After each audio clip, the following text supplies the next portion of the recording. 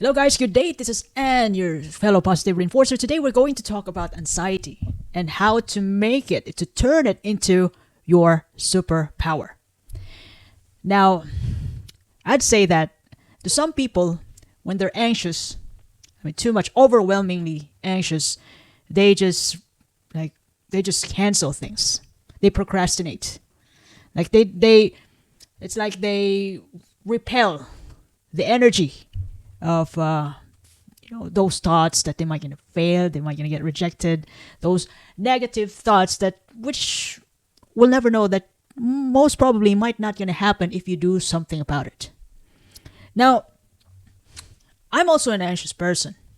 It's just that I don't think about it as a threat most of the time. Well, I have messed up a lot of things in my life, and I don't think that I could ever avoid messing up as long as I'm alive.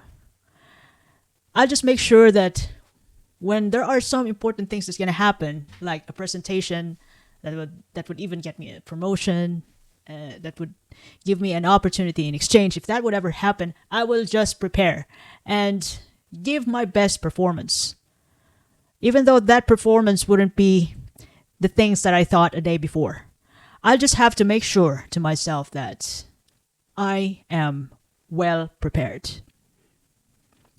Because, I've messed up a lot. And I don't think that will ever end. I'll just have to do my best. And I have accepted that already. Somehow it took me time to realize that thing until this age. When I was younger, taking exams,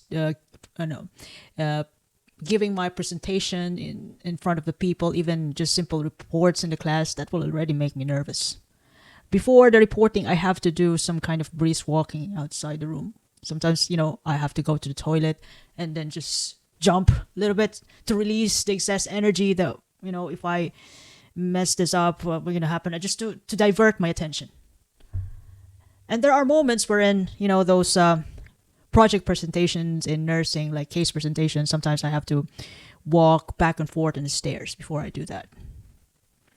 Yeah, because the stress is kind of overwhelming, even though I know what I'm going to say, but it's just that, the thoughts of, having the feeling of being anxious is just flying inside my head. That's why I have to divert it. And, the way, even though I already prepared my reports, the way I present it is not perfectly the way I wanted to do it a day before. It'll be different, which means that that's my best. And somehow it worked out. Not perfectly, but it did work out. And by merely facing those instances wherein I thought I'm going to mess up, I just face it. I just show up. Somehow I pass. It's not really yes, it's a big deal because I pass. I pass the test, the reporting, and it also, as time goes by, although I didn't get the good grades in all scenarios and all happenings of the way I presented my project before, at least I passed. I just show up, and I'm also aware that I'm not the smartest person. I just have to show up. Now, in all those years, I've learned that anxiety is, in some point, it's good. Good in a way that, it has some kind of energy that it gives you, which is what we call fight or flight energy. Like, oh, I can't do this. I feel scared. I might gonna mess up. I might gonna say the wrong things. My classmates might gonna reject me. Might gonna laugh at me. So I'm talking about giving reports or giving speech. I also gave speeches before. When I was younger during the class. Those are small time. Those are even memorized speeches. Somehow, there was a time that I forgot a word that I have to stop and remember what the heck of that word. But then I still stop and just pick that up and then just smile. Now I'm telling you again, those were the days wherein I get a good grades. I get just enough grade for me to pass. And I all those years, even up to this moment, I would still experience the fight or flight energy, fight or flight reaction. Even seeing a needle putting into my vein, I still feel that. Or assisting a doctor to a new procedure that I've never done assisting before. So that gives me energy of increased heart rate, focus that, oh my gosh, am I gonna miss anything? And that also, since it's overwhelmingly that I'm perfectly imperfect at that time, that I have to let the person know that it's my first time. I'm not a perfect assist, during the procedure. By the way, I work as a nurse, so that's normal. This time I work in an outpatient. Yeah, it's not much of a problem. But before, I was in medical surgical, so I assisted doctors to some kind of procedures that I've never encountered before, until it got into a point that it became a routine in the area.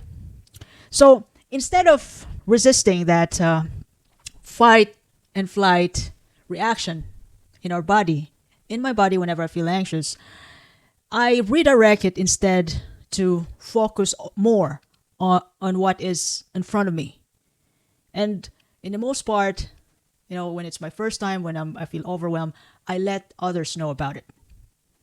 I become more honest about what's really going on inside my head, so that people ought to understand that I need help, or if I ever mess up, they would still understand and somehow help me.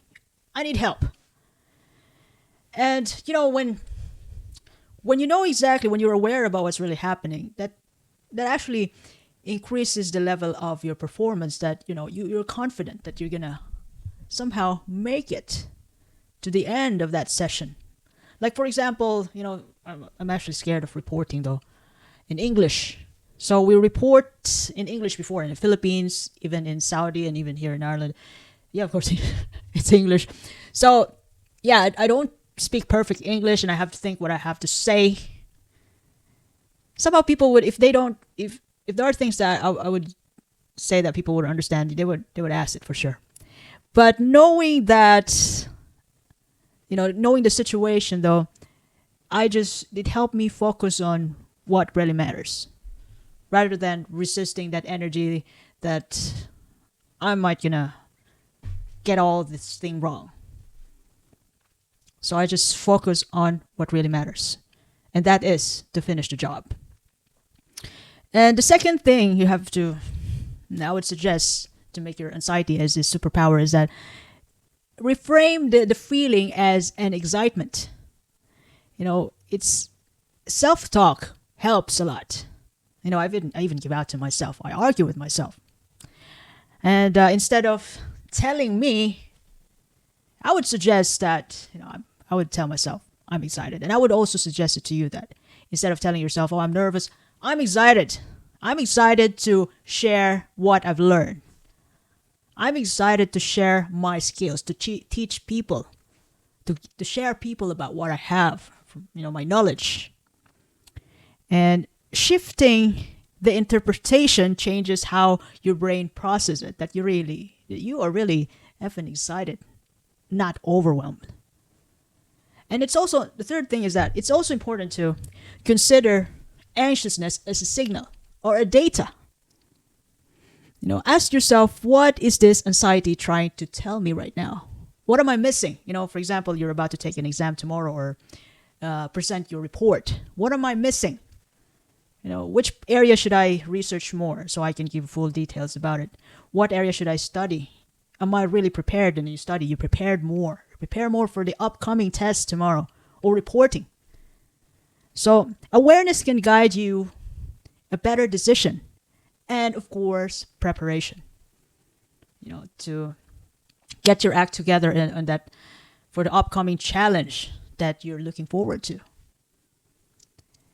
Now, the fourth thing is that knowing that anxiety is a data, now it's time to boost your preparation. That's actually the key to success.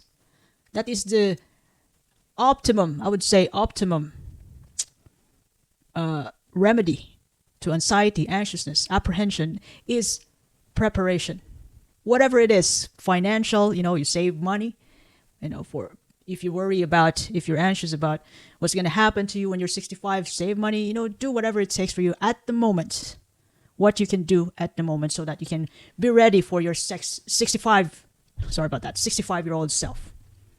Or if you're doing a business presentation tomorrow, you're trying to ask people to invest in your startups, so you better be well prepared about whatever data you have to present to convince them to invest in you. And you also have to be prepared, just to prepare yourself that it's not just about the business presentation, it's about you who's going to do and build the business. And it's a whole lot of sacrifices. So that's part of the preparation. Not only the business, not only the presentation, not only getting yourself more knowledge. Like, for example, if you're taking an exam, it's not about just that. It's about yourself, that you've done all, you're ready for all areas that might pop up in the exam. Though I'm talking about questions, you get yourself ready to tell yourself that I'm ready for tomorrow. Whatever it is, pass or fail, it is what it is. I've already done my part. I've studied hard. And moderate anxiety keep you from procrastinating or being careless. You need some anxiety to increase your focus, whatever you're doing. I'm talking about if you're doing new things that you haven't done before. And that anxiety that you feel increases your focus, makes you feel vulnerable to ask help from those people who can do the job better, so that you can borrow their skills, learn from those skills that they have, and then install it in you, and you make improvements out of that. And when I say boost your preparation, because you already got the signal, the anxiety that, gives you awareness about what really matters, then practice. Train yourself, rehearse to sharpen your mind and skills. And to cope up with the feeling of being overwhelmed an hour before, a minute before, or like 5 minutes, 10 minutes before the presentation, if you're really nervous about what's going to happen, you're not a people person, you're quote-unquote introvert. Look, it's also important to know how to balance that overwhelming feeling caused by anxiety. So how to do it?